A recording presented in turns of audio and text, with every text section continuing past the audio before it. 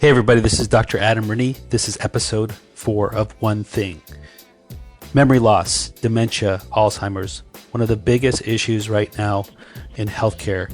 Today we get an expert's opinion about how to approach early detection and prevention of memory loss, dementia, and Alzheimer's disease, and what to do if you're starting to show changes in your memory. Welcome everybody. This is Dr. Adam Rennie. I am your host of One Thing, where our premise is that change happens with information and inspiration. About today's guest, Dr. Kabran Chapek is a clinician at the Almonds Clinic in Bellevue, Washington. He is a Bastyr University graduate. I've known him for about 15 years when we were student clinicians together at Bastyr University. He's one of my favorite people. He has the perfect combination of intelligence and sensitivity that it takes to be an astute clinician. He's great with patients, has an outstanding bedside manner, and he really has a great mastery on neurologic and brain problems. He has a ton of experience working in this field. Listen in as we dive deeply into dementia and Alzheimer's. At the end of the show, I'll recap with some thoughts. Please share this episode freely on your social media platforms. We're really interested in getting this information out there because it's helpful and useful and can help make the difference in people's lives. Thank you for tuning in today. All right. Dr. Chapek, welcome to the show. It's great to speak with you today. Oh, Adam, thanks. It's my pleasure to be here. Yeah. You've always been one of my favorite people. I'm really excited to talk with you. It was great catching up with you for a few moments before we went on the air. I think we should sort of jump in and start talking. Why don't you bring us up to speed as to your current clinical focus and how your career led you to where you're at right now? Well, sure. Yes, I love that you're doing this podcast too, by the way. This is a really great venture, and it's always good to talk to you too. Just the short version is after graduation, I worked for about 6 years in a partial hospital program, working intensely with eating disorders. Partial hospital is kind of like a residential treatment center, and eating disorders, depression, anxiety, chemical dependency, really integrative team of people. I learned a ton, became the medical director there, and was there for about 6 years. And that's where I got my training, my trial by fire in psychiatry and mental health.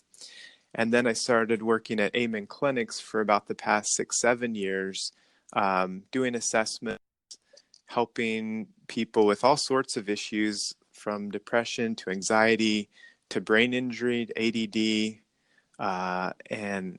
and also dementia and Alzheimer's. Okay, great. And so your clinic is located in the Bellevue area, correct? Yep, we're in Bellevue, Washington, and there's, I believe, 8 or 9 clinics across the country, but we're the Bellevue hub. Okay, and do you see patients through telemedicine or in person? What's the setup? Yeah, I mostly, well, it's about half and half almost now, believe it or not. All in-person visits, of course, are in person here at the clinic, and then I'll do phone or Zoom, which is video conferencing, after that. But then I also do consults for the various psychiatrists in our network of clinics across the country who may need some additional help or expertise with their patients. And we'll do workup via lab, and then I'll, without having met them, we'll actually do video or phone calls and sending reports. Yeah. That's great. So we were talking about some of the areas that you focus on, and I thought today you have so many interesting areas that you work with. I thought today we'd dive in to talk about memory loss, dementia, because it's such a prevalent issue right now. And one of the things that's confusing to most people is when to be concerned about memory loss. Mm-hmm. Sometimes, there's a lot of just gentle like ribbing and joking that goes along with, people who are forgetful or Mm-hmm. maybe not as sharp as they used to be. Mm-hmm. But what's the line that Mm-hmm. we need to be concerned about? It's a great question because, 1 in 2 people is going to have some form of dementia by age 85. 1 in 2. It's like half of us. And it's staggering. There's like a tidal wave of people, the baby boomers are getting older.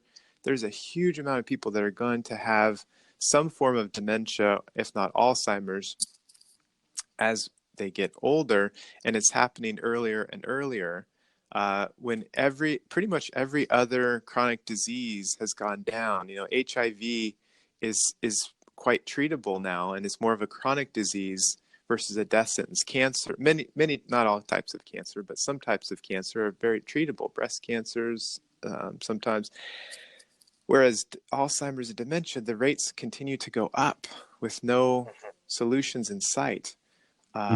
And so that's, and the current approach is that it's sort of the head in the sand. If you don't, it's better to not know, just kind of live your life. God forbid that if you get Alzheimer's dementia, there's nothing we can do. There's, put your things in order. We'll see you in 6 months, maybe give you some Aricept or Namenda. I think that's unconscionable, that there isn't support now for folks when it's like your brain. This is you're going to lose who you are. I've just told you. So I think a lot of clinicians feel like they don't want to screen people. Kind of back to your question, like they don't want to screen people because they know they don't have a lot of options for them. And people don't want to be screened because if, like you said, there's a lot of joking. Hey, you're just getting, it's just a senior moment. So Right. how do you know when a senior moment should be worked up? And what I'm always thinking about, it's either one of two things. On the one hand, it's either, maybe it's normal aging. On the other hand, maybe it's the beginning of a neurodegenerative process that's going to end up as Alzheimer's or dementia. Do we want to take that chance? No, we want to at least do some simple screening to rule this out. And there's some online questionnaires. The SAGE is a good one, SAGE, which can be downloaded and you can take yourself at home. And we actually use in our offices as one of the screening tools of many that we use for assessing patients with dementia. And you can get a sense, it differentiates normal aging from early stages of Alzheimer's or dementia. There's a cutoff score. And one of the things, too, to think about when you are beginning to have memory problems or someone complains of memory problems, and memory problems can happen from young age. There could be 15-year-olds with memory issues up to, end of life memory issues. How do you know what it is? One of the things to keep in mind is so you may be, I have 3 kids. I'll come home, I'll throw my keys down. They're running to give me a hug. Oh, Dad, look at this. This is what I did at school today. What do you want for dinner? It's like, oh, where are my keys? What? Right. Yeah. And that's more of an attention issue than a true memory issue because I didn't focus on where I put the keys down and remember. I just kind of absentmindedly toss them somewhere, and then but I'm not going to run out and think. And that's more of an attentional issue, and there can be, quote, memory problems from that, but it's more what we call working memory, which is super short term. It's just what you're focused on in the moment. You go to the next room. Oh, what did I come into this room for? And you have to retrace your steps. And if you're able, if occasionally that's normal, that's absolutely normal. If it takes a really long time to remember, more than a couple of minutes, or you never, or if there's people that you've known for a long time that you forget their names, and also word finding difficulties. That's one early sign where if you're describing something in conversation, you just can't quite pull up the word for that thing. You keep calling it that thing or trying to describe it without using the word, and it's a simple word. Then that's the key. And the thing is too, if it's different for you, if there's a change for you out of normal, that's also a key, and we call that subjective cognitive impairment versus objective cognitive impairment, where it may not show up on testing, but for you it's not normal. And I would still get that checked out to see if it's something to be more concerned about, and a more thorough workup needs to be done. Really one of the leaders in this whole area that has given us a lot of hope that we don't have to, that there's a new approach, is Dr. Dale Bredesen, who's a neurologist out of UCLA, and he talks about subjective cognitive impairment having 5 to 10 years to make significant changes before it's too late. And so there's time to act. So we can talk about him if you'd like to. Yeah, I've read some of his research and his popular books. And one of the things that was really interesting, maybe we can just touch upon briefly, is he thinks, sort of this assessment and screening for brain health should happen much earlier than we do. Yeah. So, exactly. For example, I think he has like a series of tests that you might consider when you're looking at your own brain health, almost like you would if you were doing like a preventative colonoscopy when you turn 50. So can we just jump into a little bit about some of the preventive tests that you are familiar with and that you feel strongly about? Yeah, no, yeah, and that's what I love to do, and we connected with Dale about 4 or 5 years ago after one of his first studies came out, because he's a researcher, he needs clinicians, and so there's a bunch of clinicians that went and did training to learn from him, and this will help answer the question about what labs to do or what to look for. Is that we want to? It all comes down to one thing when it comes to neurodegenerative changes, and especially Alzheimer's disease, is this APP gene or enzyme, amyloid precursor protein. And it's like a molecular switch that flips on or flips off, and if it flips on, it signals programmatic cell death and neurodegenerative changes, bad. If it switches off, there's more neuronal cell growth and development. Just like other parts of the body, we have osteoblasts, which build up bone, and osteoclasts, which break down bone. So these different processes in the body to build up or break down. So in the brain, it just makes so much sense to me when I thought this was huge when I learned about this. And what affects that APP gene is all of the things that we talk about in naturopathic medicine. If you eat a poor diet, if you don't exercise enough, if you're deficient in nutrients, hormones, if you have exposure to toxins, especially mold, or heavy metals, or infections like Epstein-Barr virus, and there's certain viruses associated with Alzheimer's now. And he talks about looking at all the different risk factors together and identifying them. And so that's why he talks about a barn roof with 36 holes in it, and we want to identify as many of those as possible and patch them and tip the scales in the right direction. And so that's where that's what we do here, is a very thorough workup. We do the psychological testing, but also we do a really thorough lab workup to look for inflammation, deficiency. So like HSCRP, we look for nutrient deficiencies, vitamin D, zinc, copper, iron. We look for toxicity. We always screen for mold. It's just in a number of patients and cases, mold is actually a significant factor in memory, and when we clean that up, memory begins to improve. And so what's the key is it's not necessarily it's mold instead of Alzheimer's or Lyme disease instead of. It's like that's what's triggered the APP gene to signal programmatic cell death, and it's triggered Alzheimer's. So it's like we're trying to remove as many triggers as possible. And it's very affirming for me as the kind of medicine that we do, to look for treating the cause, to fully change your diet and doing exercise if you haven't been, and reducing stress. That's a really significant piece. So it's like you kind of got to do it all to get the best chance of improving your memory and as staving off. Not that you can reverse Alzheimer's or dementia. You cannot get rid of it, but you can slow it down. This is the real hope. You can slow it down to the point where you're not progressing, and maybe even improve symptoms. And that's the very first goal. And isn't that a much better, more hopeful story than the first one we talked about, where it's like, okay, take Aricept, we'll see you in 6 months, hope it doesn't get worse, but not a lot we can do. Great. That's excellent information. Thank you.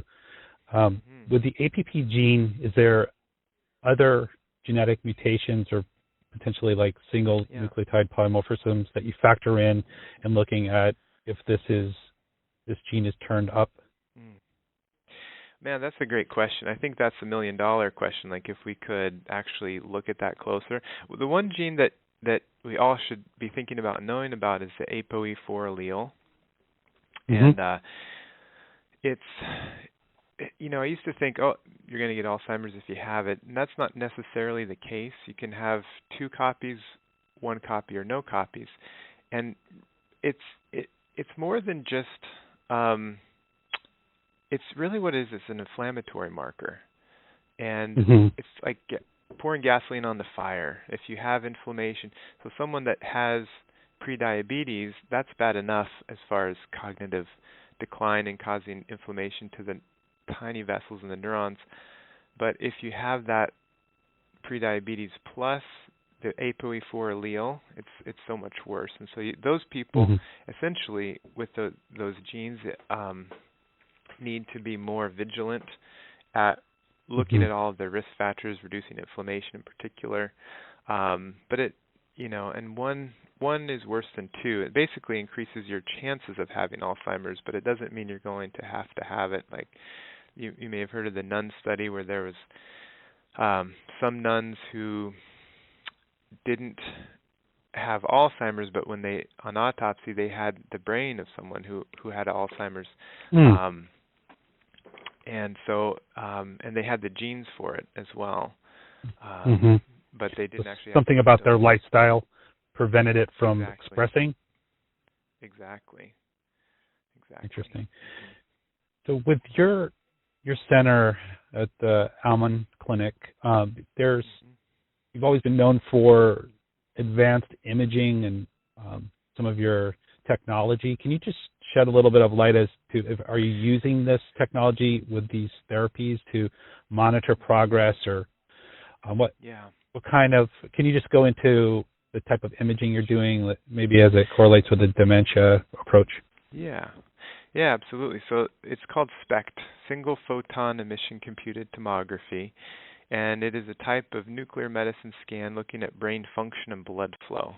So it's different than an MRI that's more structural, and this is more functional, looking at activity of the brain. So it's more similar to like a PET scan. And it will, and this is not just our research, this is research done back in the 90s, that SPECT imaging can pick up changes in the brain looking like Alzheimer's 5 to 9 years before symptoms occur. So you can see an Alzheimer's or a dementia type pattern or other problems with the brain before symptoms are at the very start, to know where things are headed.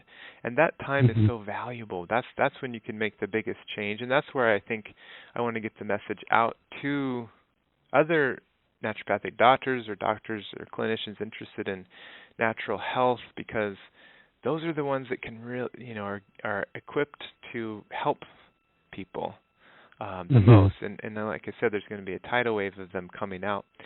But yeah, that's what we do, is SPECT imaging, and we can actually understand how the brain is functioning, which correlates with memory problems, focusing problems. We can detect brain injury very sensitively, and it guides our treatment and assessment approach. Yeah. Well, that is really great. The one thing I just want to conclude with is, you've given us a lot of information to wrap our head around, no pun intended.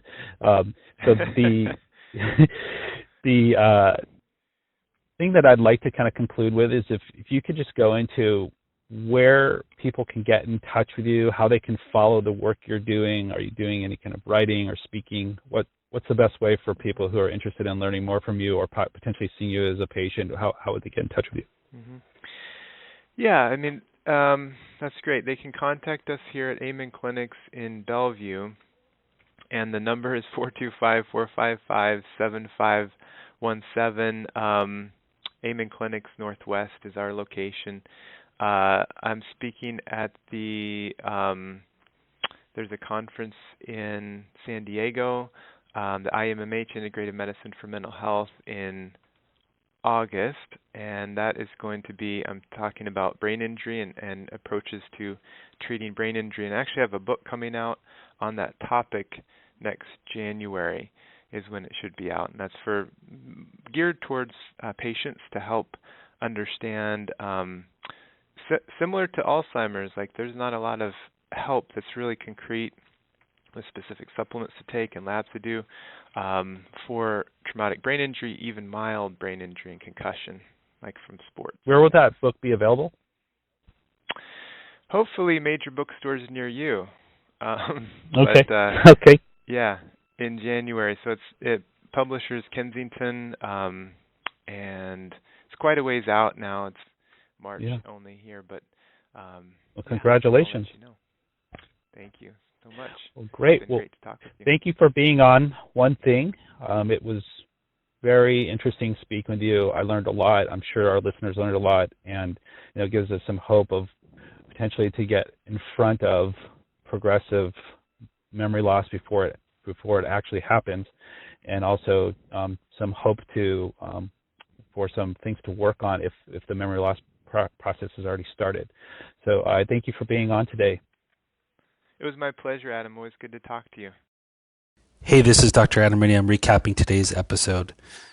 Learned a lot on this episode. Hope you did too. The key takeaways for me about Alzheimer's and dementia is to really understand that there's a main difference between attention issues and then memory loss issues, and to really be aware of the differences between the two.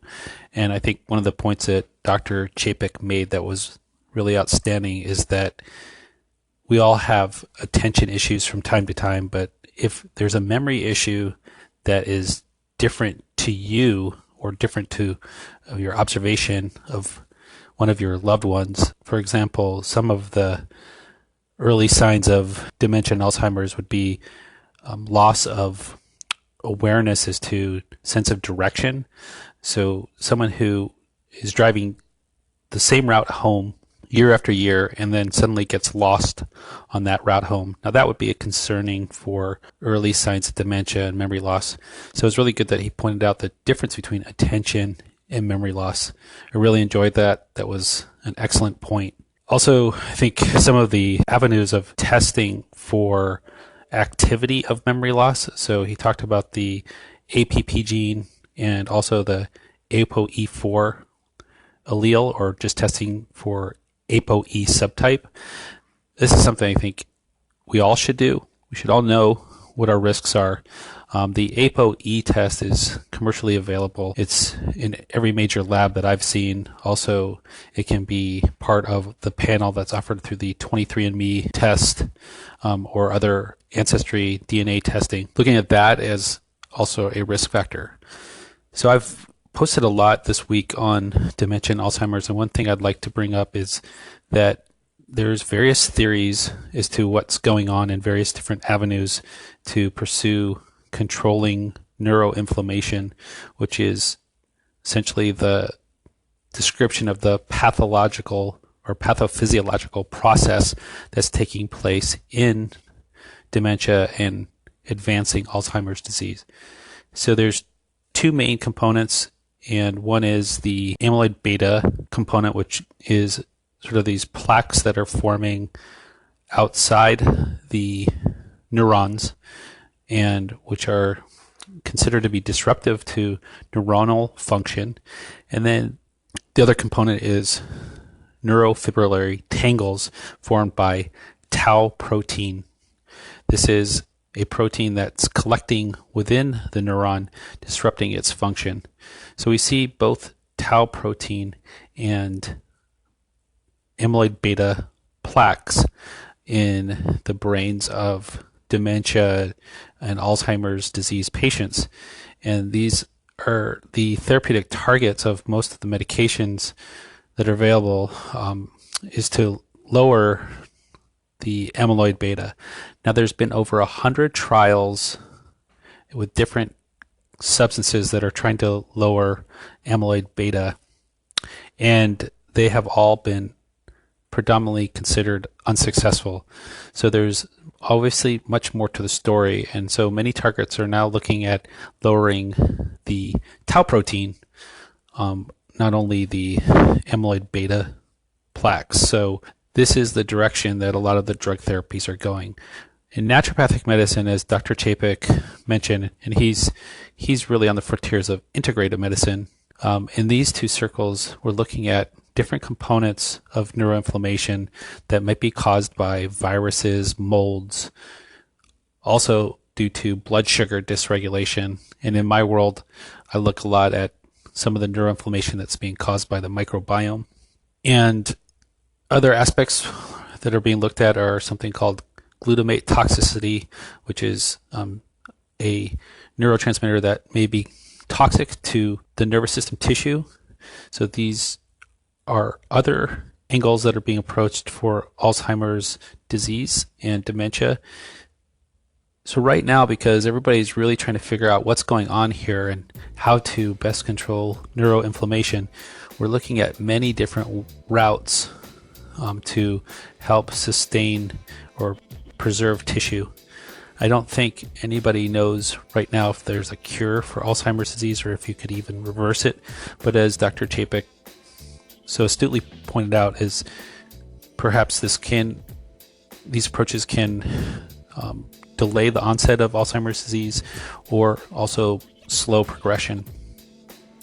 And at the very least, it gives some empowerment to the patients to work on health issues that are potentially overall going to make them feel better. One last thing I'd like to say is there's a big emphasis in the Alzheimer's world with emphasis on sleep and the discovery of this system called the glymphatic system.